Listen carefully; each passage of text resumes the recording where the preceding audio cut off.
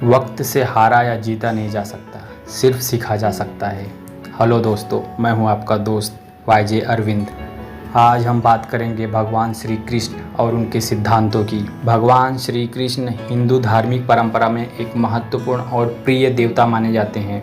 वे भगवान विष्णु के 8वें अवतार माने जाते हैं और महाभारत महाकाव्य में मुख्य पात्र के रूप में प्रस्तुत होते हैं। वैसे तो आप सभी जानते हैं कि उनका जन्म मथुरा में हुआ था और वो यशोदा और नंद के घर पे पले बढ़े थे। उन्होंने अपने जीवन में अनेक महत्वपूर्ण कार्य किए और भगवत गीता के माध्यम से अर्जुन को जीवन के मार्ग पर मार्गदर्शन दिया। चलिए भगवान श्री कृष्ण के जीवन और अर्जुन को दिए हुए भगवत गीता के ज्ञान के माध्यम से हम भी कुछ सीखने की कोशिश करते हैं। पहली और सबसे प्यारी चीज़ उन्होंने जो बताई है, कर्म करो और फल की चिंता मत करो। भगवान श्री कृष्ण ने हमें बताया है कि हमें अपने कर्मों पे ध्यान देना चाहिए, परंतु फल की इच्छा ना करें। इसका मतलब ये है कि हमें अपने काम को पूरी तरह से कॉन्सेंट्रेट होकर करना चाहिए। उसका रिज़ल्ट क्या आएगा वो तो बाद में डिसाइड होगा, लेकिन जब हम कर्म करेंगे ही नहीं तो रिज़ल्ट आएगा भी नहीं। तो इसके लिए उन्होंने कहा है कि पहले अपने कर्म को करो, क्योंकि कर्म ही ऐसा चीज़ है जो तुम्हारे हाथ में है, क्योंकि रिज़ल्ट तो तुम्हारे हाथ में है ही नहीं। रिज़ल्ट वो बाद में आएगा, पहले अपने आपको उस कर्म को करना पड़ेगा। और अगर आप उस कर्म को पूरी श्रद्धा के साथ करोगे तो फल जरूर आएगा। सबसे इम्पोर्टेंट चीज़ जो श्री कृष्ण जी ने हमें बताई है, आत्मनिरीक्षण। कृष्ण जी ने हमें अपने आत्मनिरीक्षण का महत्व समझाया है। हमें अपने दोषों और गुणों को समझकर उन पर विचार करना चाहिए ताकि हम अपनी आत्मा को सुधार सकें। ऑफिशियल लैंग्वेज में अगर हम देखने जाएं तो आदमी को अपनी काबिलियत, अपनी क्वालिटी पे कंसंट्रेट करना चाहिए। उसे देखना चाहिए कि उस किस चीज़ के लिए कैपेबल है कि उस चीज़ को करे तो वहाँ पे उसको 100% रिज़ल्ट आए। अगर वो चीज़ के लिए वो कैपेबल ही नहीं है, उस काम के लिए वो कैपेबल ही नहीं है और उस काम में वो 100% एफर्ट डाल रहा भी है तो भी उसे वहाँ पे 100% रिज़ल्ट नहीं आएगा। इसे हम एक एग्जाम्पल की तरह समझते हैं। सचिन तेंदुलकर को लीजिए और महेंद्र सिंह धोनी को लीजिए। सचिन तेंदुलकर में वो काबिलियत थी क्रिकेट को खेलने की, उनमें एक जुनून था, लेकिन वो एक अच्छे बैट्समैन थे, एक अच्छे बल्लेबाज बन सकते थे, लेकिन एक अच्छे कैप्टन नहीं थे।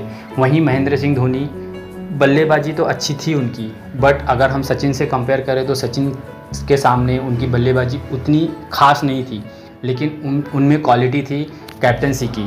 इसके लिए उन्हें कैप्टनसी के लिए चुना गया। इनफैक्ट यहाँ तक कि सचिन तेंदुलकर ने ही उनका नाम कैप्टनसी के लिए दिया था, क्योंकि वो क्वालिटीज़ उनमें थी। चौथी बात जो उन्होंने अर्जुन को समझाई थी, व्यवस्था और समय का प्रबंधन, मतलब टाइम मैनेजमेंट। भगवान श्री कृष्ण ने अर्जुन को समय का महत्व समझाया था। हमें अपने जीवन में समय का महत्व रखना चाहिए ताकि आपका जीवन व्यवस्थित रूप से व्यतीत हो सके। यदि आप टाइम मैनेजमेंट को नहीं समझ पाएंगे तो आप लाइफ में कभी आगे नहीं बढ़ पाएंगे। टाइम मैनेजमेंट का एक सिंपल सा एग्जांपल है ट्रेन्स। अगर आप टाइम पे स्टेशन नहीं पहुंचते तो ट्रेन आपकी मिस हो जाती है। अगला इम्पोर्टेंट सीख जो उन्होंने हमें दिया है, समर्पण भाव। भगवान श्री कृष्ण हमेशा अपने भक्तों को समर्पित रहने की सलाह देते हैं। समर्पण मतलब यह होता है कि आप किसी चीज़ को करने जा रहे हो, किसी भी चीज़ को करना है, आपको किसी भी काम को करना है तो उसके प्रति आप समर्पित रहिए। आप अपने आप को 100% उस काम में पूरी तरह से झोंक दीजिए। यह होता है एक समर्पण भाव। उन्होंने अगली सीख हमें जो दी है वो है विश्वास, फेथ। अगर आप किसी भी काम को कर रहे हो तो उस पर विश्वास रखिए, अपने आप पे विश्वास रखिए कि आप उस काम को कर सकते हैं। अगर आपको ही खुद पे विश्वास नहीं है, खुद पे ही आपको कॉन्फिडेंस नहीं है तो आप कभी उस काम को नहीं कर सकते। तो इसके लिए जब भी आप कोई कार्य करने जा रहे हैं तो अपने आप पर, खुद पर आप 100% कॉन्फिडेंट रखिए कि हाँ, yes I can do it. तब उस काम को पूरा होने के चांसेस बढ़ जाते हैं। अगली सीख जो उन्होंने दी है वो है प्रेम और सहयोग। भगवान श्री कृष्ण ने ही हमें सिखाया है कि प्रेम करना और किसी का मदद करना, किसी का सहयोग करना कितना इम्पोर्टेंट है। हम अगर चाहें कि हम अकेले सब कुछ कर सकते हैं तो ये चीज़ें दुनिया में पॉसिबल नहीं है। इसके लिए हमें हर किसी के साथ प्रेम से रहना चाहिए और उनकी हेल्प लेनी चाहिए, उनकी हेल्प करनी चाहिए।